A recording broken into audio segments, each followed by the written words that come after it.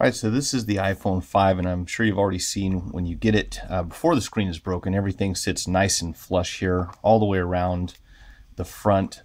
This one's off just a little bit because it's actually an aftermarket case I use for a conversion, but you definitely shouldn't have any light leaking down the sides. However, I have seen people bring in phones that were repaired, and they do have the plastic frame separating from the metal bezel.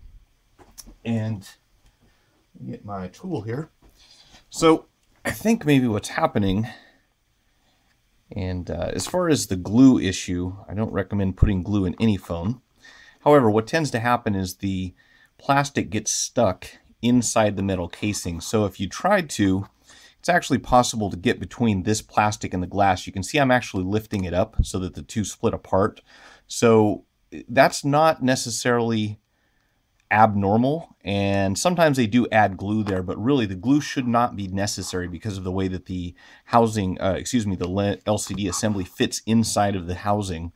So what I'll do here is I'll pull this up, and I always do this very carefully because, again, if you're not careful, it's easy to separate the glass from the plastic. But another issue that people tend to encounter is just not getting this seated properly at the top. So you can see it's just kind of goofy the way they did this. If you're not careful when you're working inside the phone, sometimes this main camera, which I know is a little bit hard to see, sometimes this main camera up here at the corner lifts up and it'll push against the screen at the top. So you do have to make sure that's seated properly all the way down inside the phone. It should be nice and flat all the way across.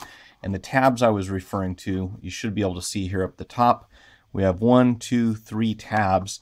And what I find works the best, for me at least, is to insert the tabs. And once you've done so, you want to continue to keep the pressure on the top of the phone. And if you see this little gap at the top here, that's going to be a problem. You've actually got to make sure it's seated flush up against the inside of the case. And of course, we don't want to put any pressure in this area because it's always possible to damage the LCD. But once you've got it up inside of the case this way, then I recommend you just very carefully work your way, and you can kind of go left and right. And again, there shouldn't be any snapping sounds, but you'll see that it kind of hangs up here. If you're not careful, we have to make sure that gets all the way down in the side on both sides of the phone.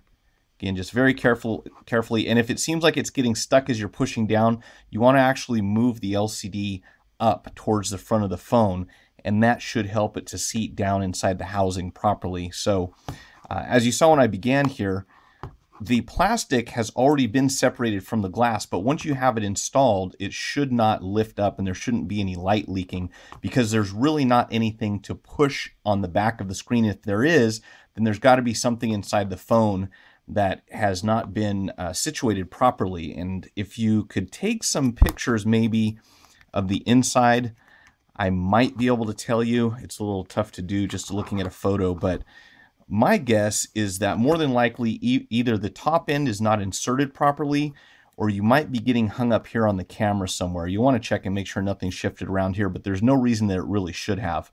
So again, as you can see, this plastic, it's not really attached, nor does it need to be. And my other suspicion is that maybe when you install the metal panel back here, this one usually goes on pretty easily, but there could be something up here that's not situated properly, or down here. And if you wanted to diagnose it and be sure, what you might want to do is just go ahead and disconnect your battery, disconnect the LCD again, remove this top assembly here, all this metal piece, and then see if you're able to install it without any problems. If you are, then that would kind of narrow things down. That thing's a bit tricky too.